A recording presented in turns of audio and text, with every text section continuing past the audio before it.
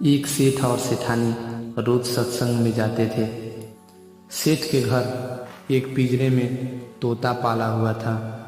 तोता एक दिन पूछता है, सेठ जी आप रोज कहाँ जाते हैं? सेठ बोला, सत्संग में ज्ञान सुनने जाते हैं। तोता कहता है, सेठ जी संत महात्मा से एक बात पूछना कि मैं आज़ाद कब होऊंगा?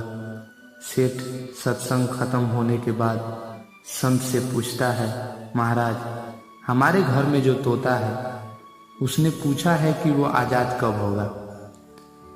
संत ऐसा सुनते ही बेहोश होकर गिर जाते हैं। सेठ संत की हालत देखकर चुपचाप वहां से निकल जाते हैं। घर जाते ही तोता सेठ से पूछता है, सेठ जी संत ने क्या कहा? सेठ कहता है, तेरी किस्मत खराब है बेटा, जो तेरी आज़ादी का पूछते ही संत बेहोश हो जाते हैं।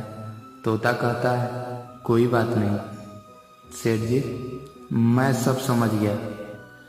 दूसरे दिन जब सेठ सत्संग में जाने लगता है तब तोता पिंजरे में जानबूझकर बेहोश होकर गिर जाता है। सेठ उसे मरा हुआ मानकर जैसे ही उसे पिंजरे से बाहर निकालता है तो वह उड़ जाता है। सत्संग जाते ही संत सेठ से पूछते हैं, कल आप उस तोते के बारे में पूछ रहे थे ना, अब वो कहाँ है? सेठ कहता है, हाँ महाराज, आज सुबह सुबह वह जानबूझकर बेहोश हो गया। मैंने देखा कि वह मर गया है, इसलिए मैंने उसे पिंजरे से बाहर निकाला। जैसे ही मैंने उसे पिंजरे से बाहर निकाला और वो उड़ गया।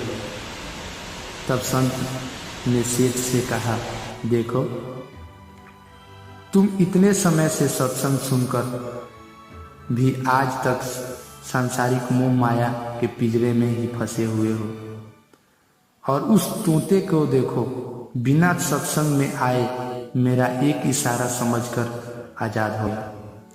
तो साथ संगत जी, इस कहानी से तात्पर्य यह है कि हम सत्संग में तो जाते हैं और ज्ञान की बातें करते हैं या सुनते भी हैं, पर हमारा मन हमेशा सांसारिक बातों में ही उलझा रहता है। सत्संग में भी हम सिर्फ उन बातों